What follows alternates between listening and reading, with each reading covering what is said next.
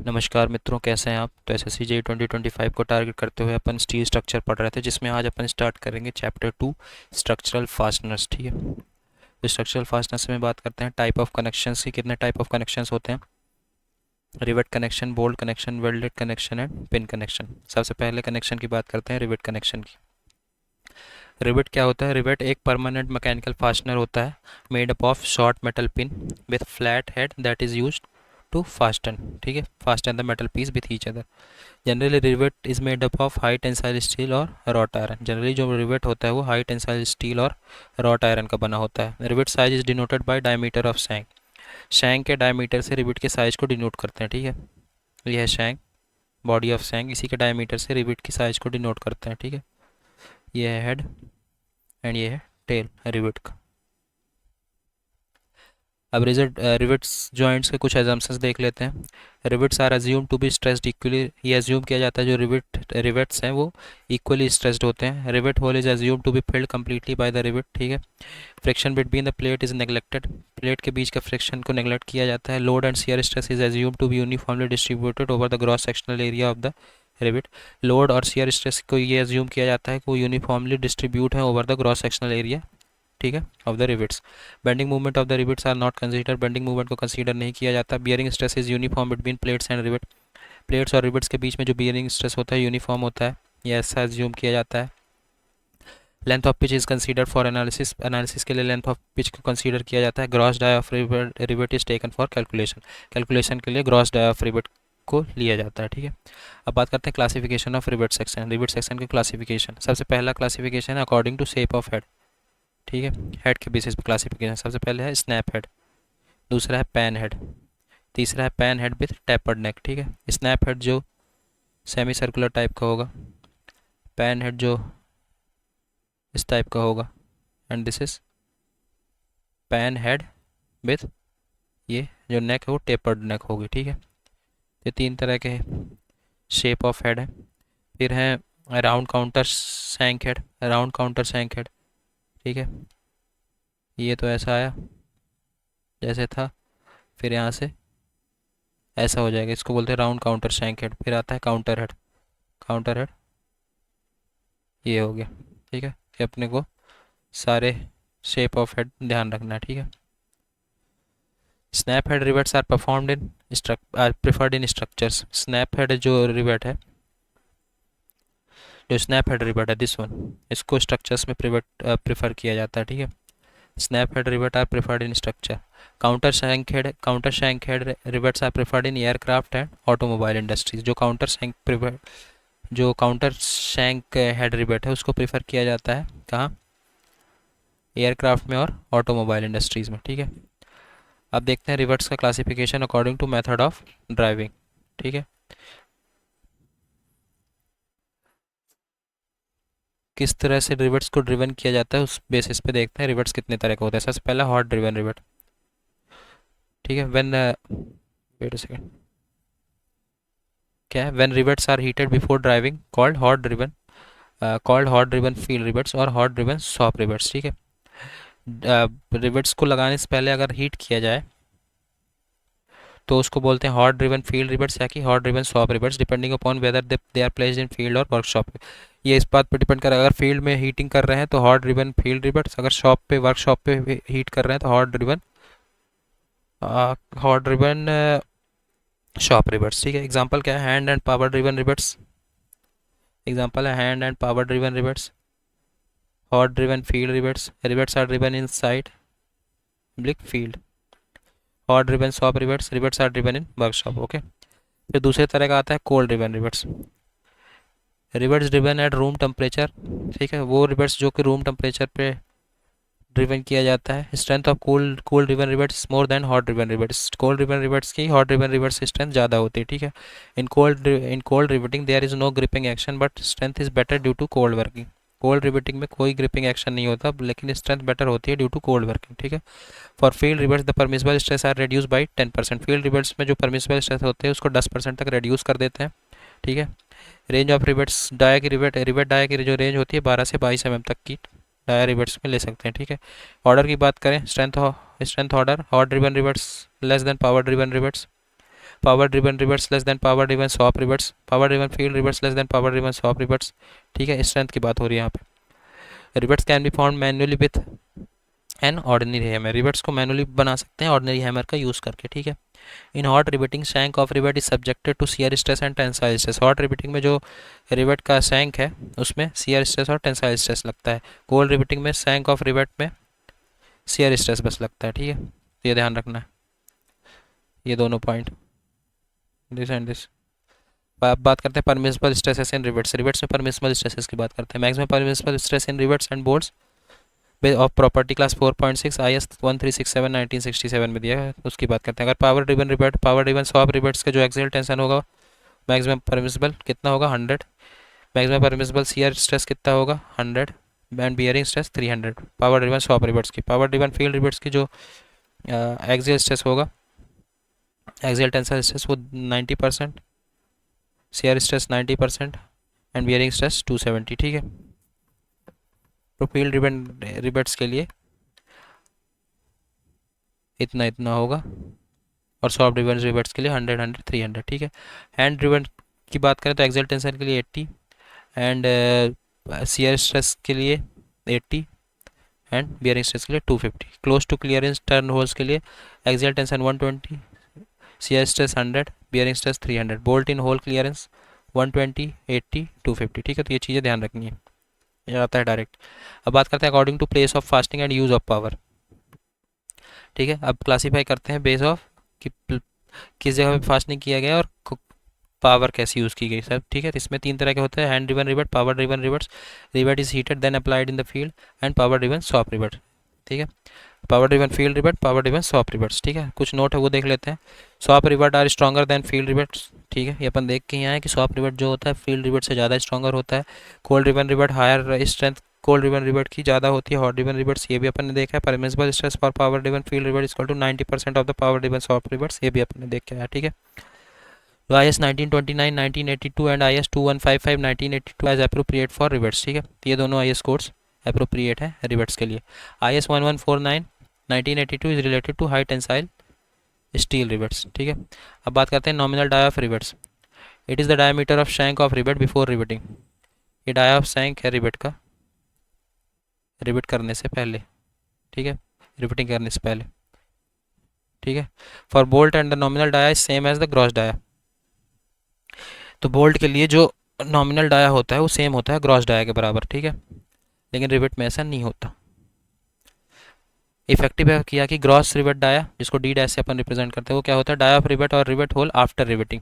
ठीक है, strength of rivet based on gross dia, जो स्ट्रेंथ रिवेट की होती है वो ग्रॉस डाया के बेसिस पे होती है। D is slightly more than dia of nominal rivet, जो ग्रॉस डाया होता है थोड़ा सा ज़्यादा होता है नॉमिनल डाया की कंपैरिजन में। ठीक है, रिवेट के जो नॉमिनल, अगर nominal dia less than 25 mm है, लेस और इक्वल टू 25 mm, तो जो डी डैश है उसमें 1.5 mm ऐड कर देंगे। ठीक है, अगर नॉमिनल डाया जो है वो 25 mm से ज़्यादा है, जो दो डी डैश है उसमें 2 mm ऐड करेंगे। ठीक है, अब नॉमिनल डायामीटर के निकालने के लिए कुछ फार्मूलाज यूज़ किए जाते हैं, उनकी बात कर लेते हैं। जैसे सबसे पहले अनविन फार्मूला, ठीक है, D is equal to 6.05 under root T. ठीक है, ये mm में आ जाएगा। अगर ये सेंटीमीटर में निकालना है तो 1.91 अंडर रूट टी सेंटीमीटर। फिर है French formula, D is equal to 1.5 T plus 4 mm में। फिर है ग्रीनमैन फार्मूला, सॉरी जर्मन फार्मूला, ग्रीनमैन फार्मूला जर्मन फार्मूला है, D is equal to under root 50 T minus 2 mm। ठीक है, तो तीनों फार्मूला याद रखना है, मेन इसमें अनविन तो याद ही रखना है। टी जो है वो थिकनेस ऑफ प्लेट है। ठीक है, अब कुछ की पॉइंट्स है उनकी बात कर लेते हैं। जो एंगल सेक्शन होता है वो प्रोवाइड किया जाता है फॉर बोल्टेड और riveted construction of plate girder. ठीक है, angle section are provided for bolted और riveted construction of plate girder. The steel connection is classified under friction type is slip critical connection. ठीक है, for multiple riveted connection service bolt shall be provided in every third और fourth hole. Multiple riveted connection में एक service bolt provide करना चाहिए हर तीसरे या चौथे होल में। ठीक है, the bolt are use for light structure under static load is unfinished bolt. Unfinished bolt का यूज़ किया जाता है for light structure under static loads. ठीक है, अब बात करते हैं पिच की। पिच क्या होती है? पिच होती है centre to centre distance between any two adjacent rivets. ठीक है, measure parallel to the direction of applied force, जिस डायरेक्शन में फोर्स लगा रहे हैं उसके पैरेलल मेजर करेंगे, तो जो सेंटर टू सेंटर डिस्टेंस आती है दो एडजेसेंट रिवेट्स की, उसको बोलते हैं पिच। ठीक है, जैसे ये दो एडजेसेंट रिवेट्स हैं, इसके सेंटर टू सेंटर डिस्टेंस जो होती है वो होती है पिच। ठीक है, यह है डायरेक्शन ऑफ फोर्स अगर इसके पैरेलल मेजर करें तो। ठीक है, अब बात करते हैं स्टैगर्ड रील्ड या कि अल्टरनेट पिच क्या होता है। It is defined as the distance measured along one rivet line from the center of rivet on it to the center of adjoining rivet on the adjacent parallel rivet line is known as staggered pitch। ठीक है, फिर आता है margin या कि marginal pitch. It is distance between centre of rivet hole to the nearest edge of the plate. ठीक है, margin या कि मार्जिनल पिच क्या होता है, ये डिस्टेंस होता है सेंटर ऑफ रिवेट होल से नियरेस्ट एज ऑफ प्लेट से कितनी डिस्टेंस है उसको बोलते हैं मार्जिनल पिच। अब कुछ इंपॉर्टेंट टर्मिनोलॉजी देख लेते हैं रिवेट कनेक्शंस के बेसिस पे।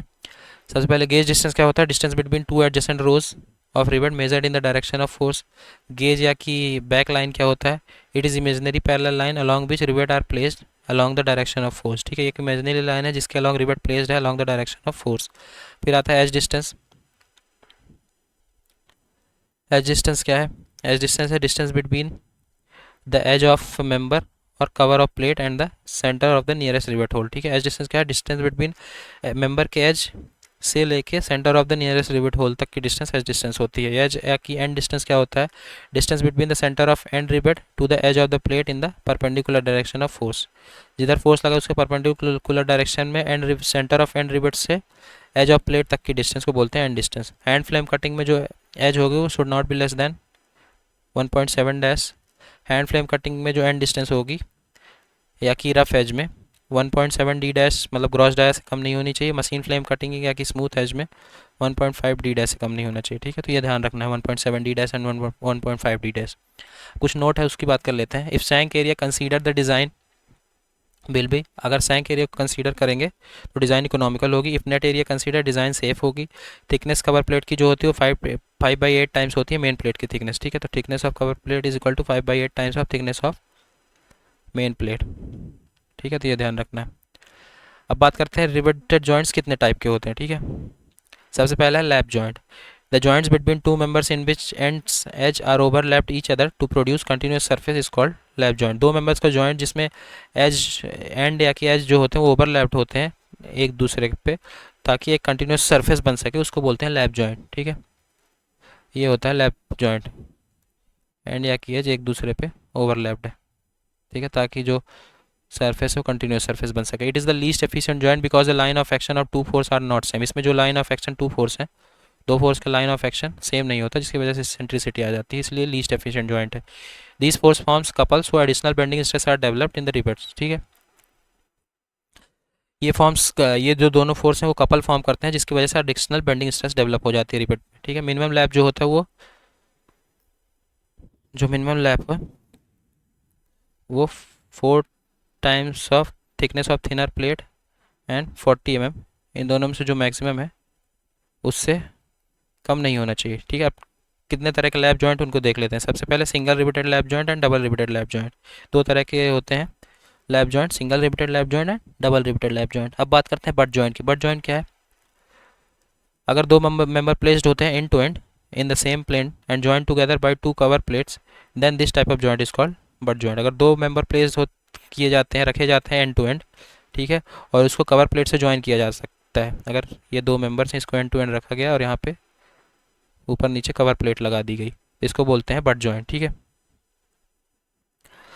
अब कितने तरह के बट जॉइंट होते हैं। Double cover butt joint, single riveted joint, double cover single riveted butt joint, double cover chain riveted butt joint, double cover zigzag butt joint. ये अगर दोनों साइड कवर लगा है तो डबल कवर होगा और एक साइड कवर लगा है तो सिंगल कवर होगा। ठीक है, तो तीन तरह के बट जॉइंट होते हैं, double cover single riveted, double cover chain riveted, double cover zigzag riveted. ठीक है, अब देखते हैं लैप जॉइंट और बट जॉइंट में डिफरेंस क्या होता है। ठीक है, लैप जॉइंट में कवर प्लेट की कोई रिक्वायरमेंट नहीं होती, cover plate is not required, and butt joint में कवर प्लेट की रिक्वायरमेंट होती है। ठीक है, rivet undergo single shear, lap joint में सिर्फ सिंगल एक ही शियर, रिवेट में सिर्फ सिंगल शियर लगता है। Generally two way shear occurs in butt joint. ठीक है, सैंक लेंथ कम होती है, बट जॉइंट में सैंक लेंथ ज़्यादा होती है। Axis of plate do not lie in the line, so bending moment developed at the joint due to eccentricity. Eccentricity की वजह से बेंडिंग मूवमेंट डेवलप हो जाता है जॉइंट्स में। ठीक है, क्योंकि एक्सिस ऑफ प्लेट एक लाइन में लाई नहीं करता। ठीक है, load at the joint is not eccentric, और बट जॉइंट में लोड जो है एसेंट्रिक नहीं होता। बेंडिंग स्ट्रेस में भी डेवलप्ड, लैप जॉइंट में बेंडिंग स्ट्रेस डेवलप हो सकता है और बट जॉइंट में बेंडिंग स्ट्रेस डेवलप नहीं होता। ठीक है, अब कुछ नोट देख लेते हैं। कॉकिंग क्या होता है? To make the joint leak proof और fluid tight in the pressure vessel like steam boilers, air receiver and tank etcetera is known as caulking. ठीक है, जो जॉइंट्स को लीक प्रूफ या फ्लूइड टाइट बनाना प्रेशर वेसल में, जैसे steam boilers air receiver में, उसको बोलते हैं, उस प्रोसेस को बोलते हैं कॉकिंग। ठीक है, अब बात करते हैं बियरिंग स्ट्रेस क्या है। अगर if the load exerted from one surface to another in contact then it is termed as bending stress. ठीक है, अगर एक सरफेस से दूसरे सरफेस पे लोड एक्सर्ट किया जा रहा है जो कि दोनों कॉन्टैक्ट पे हैं, उसको बोलेंगे बियरिंग स्ट्रेस, बेंडिंग नहीं, बियरिंग स्ट्रेस। ठीक है, single cover butt joint, bearing stress, single cover butt joint undergo single shear. ठीक है, ये अपन ने पीछे भी देखा। Type of failures in rivets end plate joint system, कितने तरह के फेलियर होते हैं इनकी बात कर लेते हैं। सबसे पहला है फेलियर ऑफ प्लेट। प्लेट में कितने तरह के फेलियर होते हैं? Shearing failure, bearing failure, splitting failure and tearing failure. जो फेलियर ऑफ प्लेट होता है किस वजह से होता है? It is due to failure of insufficient end distance. जो फेलियर ऑफ प्लेट होता है वो फेल होता है क्योंकि एंड डिस्टेंस इनसफिशिएंट दी जाती है। ठीक है, अब बात करते हैं सबसे पहले सीयर फेलियर ऑफ प्लेट्स की। थोड़ा सा रफ कर लें।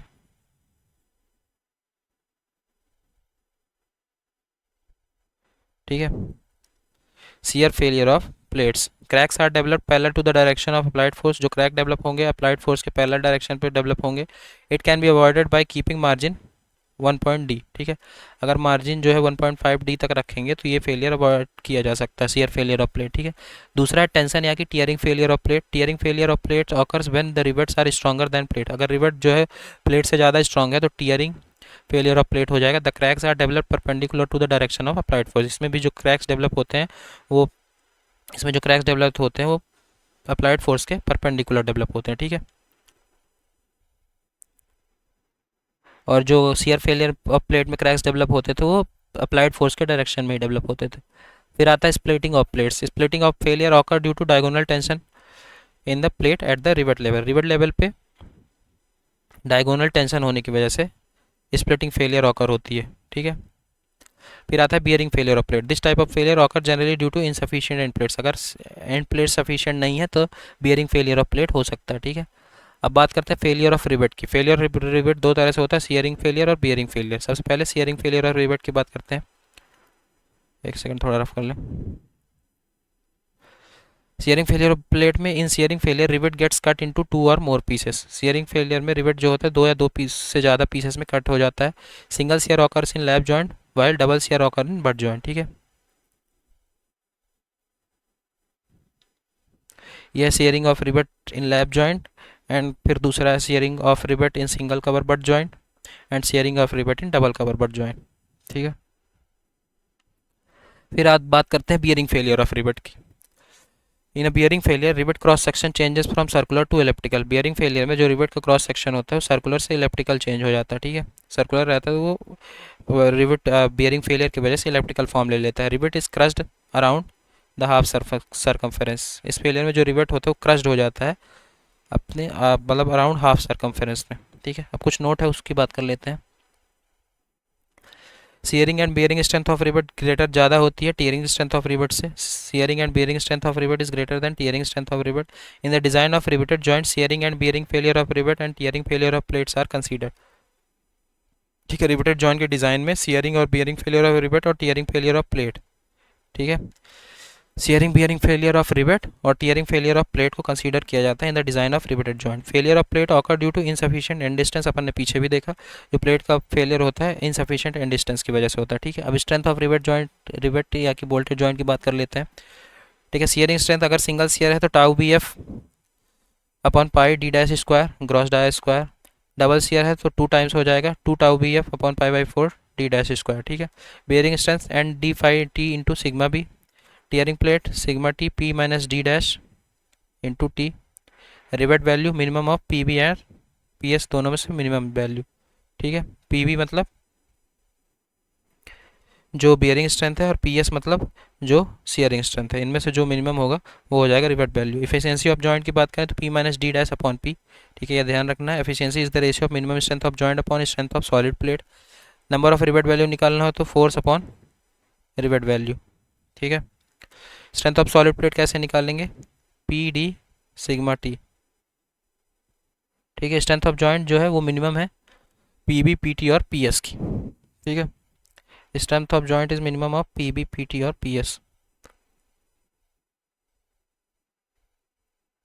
ठीक है।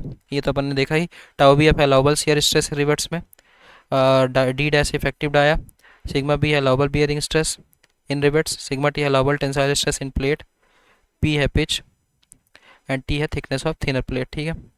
As per I S 800 for having minimum pitch efficiency जो है 60% होनी चाहिए मिनिमम पिच होने के लिए। ठीक है। अब देखते हैं रिवेट्स के अरेंजमेंट कैसे कैसे। सबसे पहले चेन रिवेटिंग। चेन रिवेटिंग क्या है, riveting in which rivets are arranged in rows along the seams are set one behind the other is known as chain riveting. Chain riveting वो है जिसमें रिवेट्स जो होते हैं वो एक दूसरे के जस्ट बिहाइंड लगे होते हैं एक रो में। ठीक है। वो हो जाता है chain riveting. Rivets in the adjacent rows are opposite to each other. ठीक है। एडजेसेंट रोड में रिवेट्स जो होते हैं एकदम अपोजिट होते हैं ईच अदर, एक दूसरे के। ठीक है। ये हो गया रिवेटिंग इन चेन, क्या बोलते हैं, चेन रिवेटिंग। दूसरा पैटर्न क्या है, zigzag riveting. Zigzag riveting, if the rivets in the adjacent rods are staggered in such a way that every rivet is in the middle of two rivets of the opposite row called zigzag rivet। ठीक है। Rivet इसमें adjacent road में, rivets जो होते हैं वो adjacent रोज में arranged होते हैं, स्टैगर्ड होते हैं इस तरह की जो हर rivet, every rivet is in the middle of the two rivets. हर रिवेट जो है दो रिवेट्स के बीच, दो रिवेट्स के मिडिल में रहेगा। Two rivets of the opposite row के दो रिवेट्स के मिडल में रहेगा हर rivet, to middle of the two rivets of opposite row. ठीक है। तो ये देखने को मिलता है, ये होता है जिग जैक रिवेटिंग में। फिर आता है diamond riveting. In diamond riveting rivets are arranged in the diamond pattern. Diamond riveting में जो रिवेट्स है वो डायमंड पैटर्न में अरेंज रहता है and decrease gradually from the inner rows to the outer rows. ठीक है। तो कुल मिला के डायमंड पैटर्न जो होता है वो ऐसा रहता है, यहाँ पे एक, फिर यहाँ पे दो, फिर यहाँ पे तीन, ठीक है, चार, ऐसे। तो कुल मिला के एक डायमंड का फॉर्मेशन लेता है। यहाँ पे दो, यहाँ पे एक डायमंड का फॉर्मेशन लेता है डायमंड रिवेटिंग में। ठीक है। All the rivets are arrange symmetrically about the central line of plate. Central line of plate से एकदम सिमेट्रिक अब सारे रिवेट्स प्लेट अरेंज रहते हैं। Diamond riveting is more efficient and save material. Diamond riveting ज़्यादा एफिशिएंट होता है और मटेरियल सेव करता है। ठीक है। जहाँ पे कम जरूरत है वहाँ पे कम रिवेट दिया गया, जहाँ पे ज़्यादा जरूरत है वहाँ पे ज़्यादा दिया गया। ठीक है। एफिशिएंसी ऑफ जॉइंट अपन पहले ही बात कर चुके हैं, B minus D dash upon B. ठीक है। बी जो है बिड्थ ऑफ प्लेट है, डी है डाया ऑफ रिवेट। ठीक है। तो ये ध्यान रखना है। डायमंड रिवेटिंग का यूज़ किया जाता है ब्रिज और ट्रसेस। ठीक है। जो सेक्शन 1-1 है वो क्रिटिकल सेक्शन है। ठीक है। जो पहला सेक्शन होगा 1-1 वो क्रिटिकल सेक्शन होगा। ठीक है। तो ये हो गया riveting. This one diamond riveting में बात करें जो सेक्शन 1-1 ये है, ये होगा क्रिटिकल सेक्शन। ठीक है। In figure section 1-1 is critical section 1-2-3। Minimum width of diamond rivet कितनी हो जाएगी, 3d डैश। डी डैश क्या है, gross dia. For staggered pitch, pitch values in chain system is increase by 50%। Staggered pitch में जो pitch value है chain system में वो इंक्रीज हो जाएगी 50%। ठीक है। अब बात करते हैं टैक रिवेट्स के। टैक रिवेट्स क्या होता है, it is use to make the section act in unison and to prevent buckling in compression. Unison नहीं होगा, टेंशन होगा। ठीक है। It is use to make the section act in tension and to prevent buckling in compression members where two or more members are in contact. ठीक है। Tack rivet का use किया जाता है to make the section act in tension and buckling prevent करता है compression member में, जहाँ पे दो या दो से अधिक मेंबर कॉन्टैक्ट में होते हैं। ठीक है। अब बात करते हैं maximum pitch of tacking rivet, या कि bolt in case of. Maximum pitch की बात करते हैं। अगर टेंशन मेंबर में जो मैक्सिमम पिच है वो should not be greater then 1000 mm। Compression member में जो मैक्सिमम पिच है वो 600 mm से ज़्यादा नहीं होनी चाहिए। ठीक है। और जो मेंबर अगर वेदर से एक्सपोज नहीं है, members are not expose to weather, तो उसमें मैक्सिमम पिच जो है, maximum pitch between any two adjacent rivets including tacking rivets should not be greater than 32 and 300 mm में जो भी मिनिमम होगा, जो जो भी मिनिमम होगा उससे ज़्यादा मैक्सिमम पिच नहीं होनी चाहिए। और जो अगर मेंबर एक्सपोज हैं वेदर के तो वो minimum of 16T and 200 mm से ज़्यादा नहीं होना चाहिए, ठीक है। इन केस ऑफ एंगल, अगर leg size greater than 125 mm है, इन case of angle if leg size is greater then 125 mm, provide 2 rows of tag riveting और बोल्टिंग, ठीक है। अगर leg size greater than 125 mm है तो 2 रो ऑफ टैग रिवेट या कि बोल्टिंग प्रोवाइड करें, ठीक है। इन केस ऑफ वेब चैनल में, ये एंगल के केस में था, वेब चैनल के केस में अगर जो साइज है वो ग्रेटर देन 150 mm है तो provide 2 rows of tag rivet bolting, ठीक है। तो लेग साइज अगर एंगल के केस में 125 mm से ज़्यादा है तब प्रोवाइड करो 2 row of tag riveting. Web channel में अगर 150 mm से ज़्यादा है तब प्रोवाइड करो 2 row ऑफ टैग रिवेट और बोल्टिंग। जो रिवेट जॉइंट के लिए मैक्सिमम पिच में सॉरी मिनिमम पिच होगी वो लेस और इक्वल टू 2.5D से ज़्यादा, 2.5D से ज़्यादा नहीं होनी चाहिए, ठीक है। डी जो नॉमिनल डाया यूज़ करेंगे, ठीक है। अब बात करते हैं maximum pitch of rivet joint in case of tension member should not be greater or equal to minimum of 16T और 200 mm, and in compression member should not be greater than minimum of 12T और 300 mm, ठीक है। जो gauge length होनी चाहिए वो should not be greater than minimum of 100 + 4T और 200 mm, ठीक है। इससे कम नहीं होना चाहिए। वेट अ सेकेंड, 200 mm, ठीक है। when the member are exposed to corrosion, the then maximum edge distance would not be greater than 40 mm + 40। जब कोरोजन मेंबर में कोरोजन लग जाता है या कि मेंबर एक्सपोज्ड है कोरोजन के लिए, तब जो मैक्सिमम एज डिस्टेंस है वो 40 mm + 4 टाइम्स ऑफ थिकनेस से ज़्यादा नहीं होना चाहिए, ठीक है। जो टी है वो थिकनेस है एक्सटर्नल थिनर प्लेट की, thickness of external thinner plate, ठीक है। अब कुछ नोट है वो देख लेते हैं। व्हेन फास्टनर्स या कि rivets are staggered at equal interval and gauge, ठीक है, अगर जब फास्टनर या कि रिवेट्स जो है वो स्टैगर्ड हो एट इक्वल इंटरवल और जो गेज है वो does not exceed, gauge 75 mm से ज़्यादा ना हो, तब जो स्पेसिंग या कि पिचेस है between centre of rivets may be decrease by 50%, ठीक है। जब फास्टनर्स मतलब जब रिवेट्स स्टैगर्ड है इक्वल इंटरवल पे और गेज जो है 75 mm से ज़्यादा नहीं हो, तब जो स्पेसिंग या कि पिचेस हैं between the centre of rivets उसको 50% तक से बढ़ा सकते हैं, ठीक है। मतलब टेंशन में जो पिच है उसकी वैल्यू बढ़ जाएगी 50% से, मतलब कि should not be greater than minimum of 24T and 300 mm, ठीक है। देन कंप्रेशन में भी 50% से बढ़ा देंगे, minimum of 18T and 300 mm, ठीक है। यहाँ पे 200 था, 200 × 1.5 300 mm, ठीक है।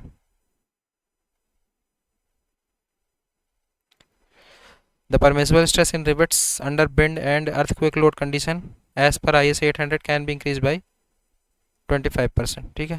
जो परमिसिबल स्ट्रेस है रिवेट में बिंड और अर्थक्वेक लोड के कंडीशन में, उसको परमिसिबल स्ट्रेस को 25% बढ़ा देंगे as per IS 800। When thickness of cover plate is not given then thickness of cover plate is should not be less than 5/8 times of thickness of thinner. ये अपन ने पीछे भी देखा, thickness of cover plate should not be less than 5/8 of T times thickness of thinner plate, main वाला, ठीक है। ये तब है जब कवर प्लेट की थिकनेस नहीं दी है तो अपन ऐसे निकाल लेंगे, ठीक है। ये बताया गया है इस पे, ठीक है। तो यहाँ पे अपना रिवेट कनेक्शन कंप्लीट होता है। अब नेक्स्ट लेक्चर में अपन बात करेंगे बोल्टेड कनेक्शन की। Okay, so thank you so much.